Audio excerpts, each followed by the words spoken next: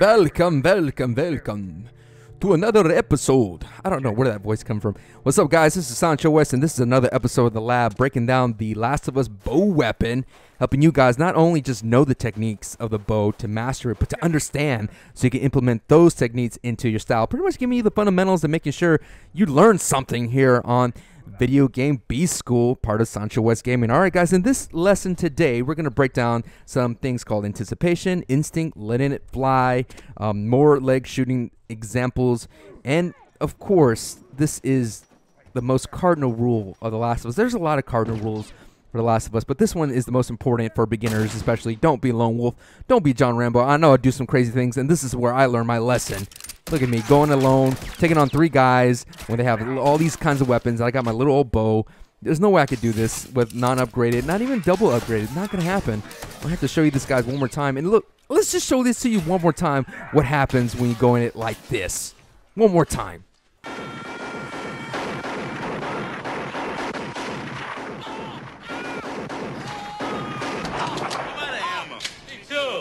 Yeah, so no Alex Murphys. If you guys remember that scene in RoboCop, the original RoboCop, not the new RoboCop, the original RoboCop, Alex Murphy tells his partner, no, hang back, I'll take care of this by myself, goes into a room by himself, gets slaughtered, okay, gets blown up into pieces, just like that. So, no Alex Murphys here on The Last of Us. I don't want you guys to go into corners like that and go into situations. Remember, what did I say in previous episodes? If you missed that, check out the playlist in the previous episode. Check them out before. What did I say? Being a bow player is all about positioning. It's about 80 to 90% positioning, getting in the right position, sneaking up behind people, and of course, shooting legs. Getting in the habit of shooting legs, getting people against armor. Down he goes. Let's see that again. It's the replay. Get him right in the thigh bone, and he goes down. Not even breaking the armor. Let's go ultra slow-mo. It's that quick. A little mini drag shot right there. Bringing him down. I just want you guys to get used to that mechanic of shooting people in the legs, because not a lot of people could hit in the target, the headshot. It's very difficult. So if you're struggling with that concept, just go ahead and shoot legs, because it has a bigger hitbox, believe it or not, and you could just shoot in the middle and it will get hit for some strange reason. Like I said, that hitbox is huge. And this next lesson is going to be hard for me to teach you guys. It's called instinct. As you see there, that guy was stuck in an animation. I was able to anticipate him going through that bolting animation and get that down. Let's go and see that instant replay. Zoom in on the right. You see right there, he has to go through that animation. There's nothing he can do to get out of it. He's stuck in that. So I anticipate, my instinct is to go ahead and shoot him. And of course, again, shoot him in the legs as best as possible. A bigger hitbox, and it's a lot easier to hit. So it's a very tough concept to teach you guys, anticipation. Remember what I said in the previous lessons. It's not about the first shot. The first shot's easy to get. It's that second shot. It's the second shot that separates you from a beginning bow player to a pro bow player. All right, now here we go on Lakeside. Now, this area of the map, if you guys are new to Lakeside, very heavily trafficked, a lot of craziness. A lot of people love to snipe down the way. This is what we call the gazebo side. On the other side, I like to call it the McMansion or the big house. A lot of things, people call it various things. But this is a good spot to be. Got to use the pop-a shot. Remember, as we talked about before, the good old pop-a shot, keeping the pre-aim on that. Using a little bit corner aim right here. I get one hit. He's down. He needs one more bow in him. Being patient. I get the miss right there. Down goes my partner. I gotta be a good teammate, but my teammates there pick him up. As you see, a lot of actions in front of me. Keeping my cool, keeping my calm. Using my serpentine, bobbing and weaving to get out of it. Going back to my sidearm. Getting a nice down there. Unfortunately, anybody to help my teammate. But here comes the reinforcements of the other team. And what do we talk about for the first rule? What do we talk about, ladies and gentlemen? Remember, don't be an Alex Murphy. Remember that? Remember that haunting thing? Look at that. 1, 2, 3. No. Don't want that to happen again. So this is another great rule to learn, technique called bail and reset.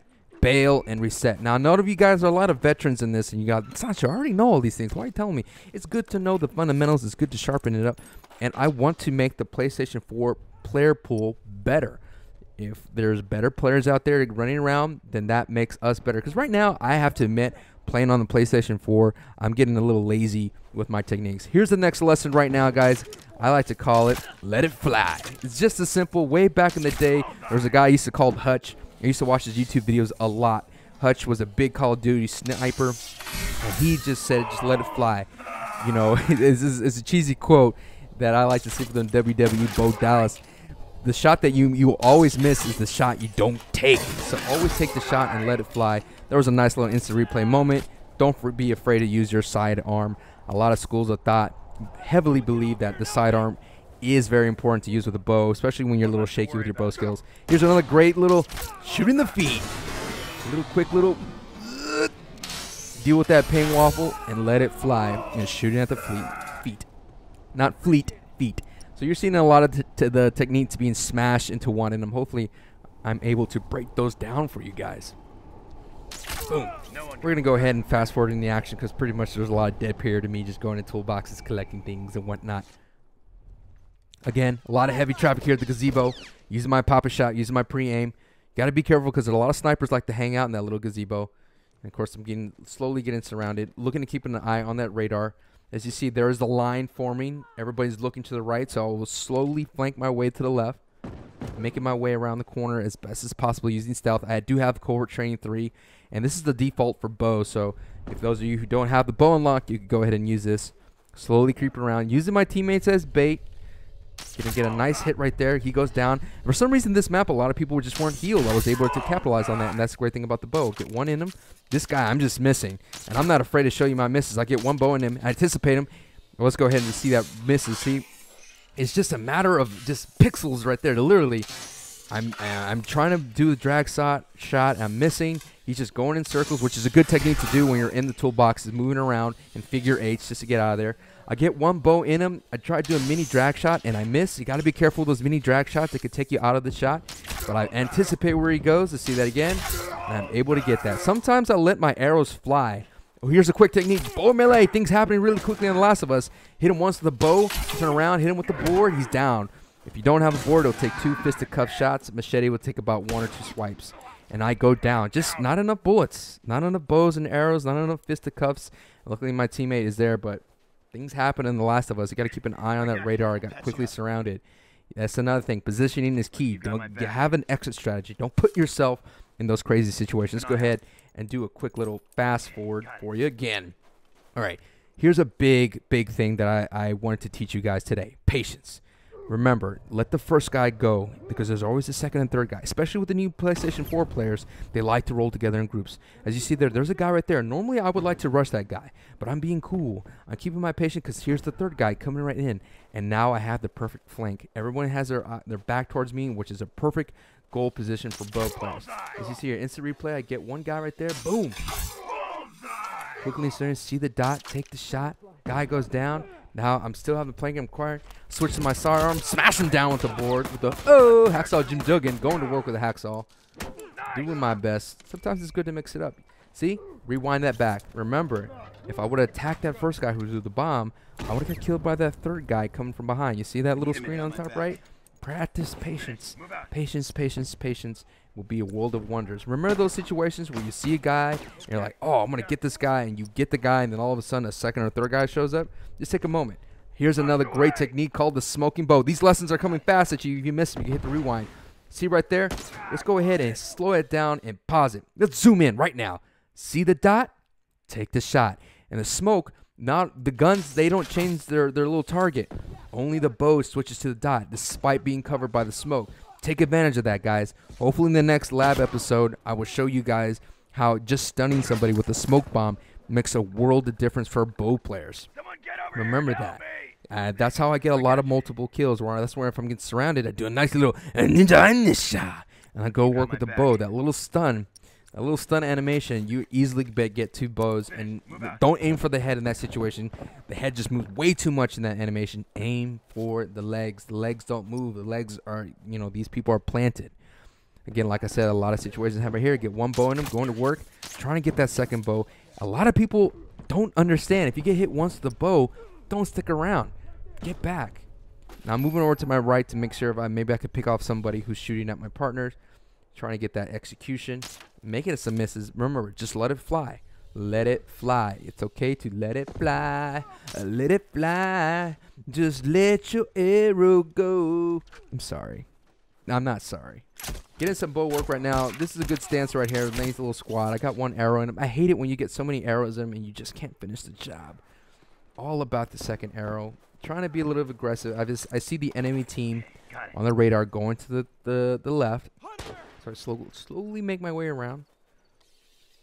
remember, a lot of the teams are going to go towards a box. They want to pick up those boxes. They want to rely on the ingredients. And this is what I want to talk about, called tech reading.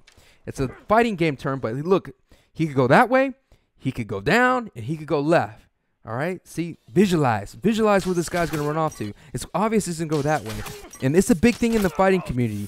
And as you see there, I have the double upgrade, so I don't have to lead him that far. I see the dot and I take the shot. I'm going to let this moment pass real quick, and I'll get back to tech rating right here. I get hit with the molly, so what are you going to do, right? Right? Am I right? Mollies all day. Happy hour.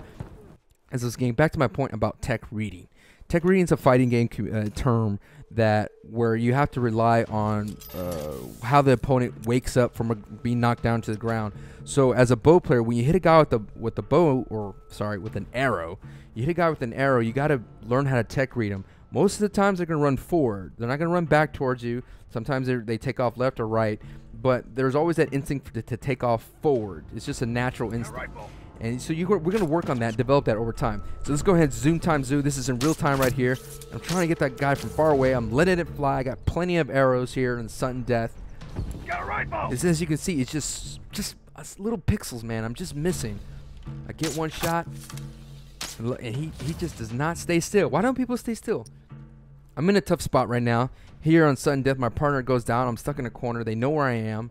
I'm trying to do my best to be a good teammate. I'm trying to pick him up. I need him to survive. It's 4-on-2, which is still doable right now. But I'm just in a bad spot. I don't like being in this corner. I don't like having a bow on Lakeside without some sort of covert training 2 or 3. I love having sudden death or last man standing, having covert training 2, so I could be able to get around the map quietly. But I have the default classes go ahead and real time zoom in 2. I get one arrow in him. I'm just missing. I wanted that one so bad. I really needed to get someone down so that way I could bait the other players. That's my strategy at this point. Get one person down and then babysit him and then finish him off. And as you see, I'm just being surrounded. I'm not being an Alex Murphy right now. I'm just trying to survive. And I go down in a heap, and that's it. Wow. That's going to wrap up this episode of The Lab. I hope you guys learned some things about Anticipation Instinct. We'll continue on the next episode of The Lab, and hopefully you guys stick around. Comment below. Tell me what you think of the series. If you have any other questions about bow work, I'll make sure to implement that into that, because this is a continuous process where you guys are part of the experience that I want to give, and I hope you guys are enjoying this. And thank you guys. We're on our way to 10,000 subscribers. I can't thank you enough, and I'm happy for the new people here on my channel, and I'm happy that you guys are actually tweeting me, messaging me, letting me know that you guys are actually learning and you're actually getting better and you're turning into a video game beast. All right, guys, this is SanchoWest, and as always, ooh yeah, peace.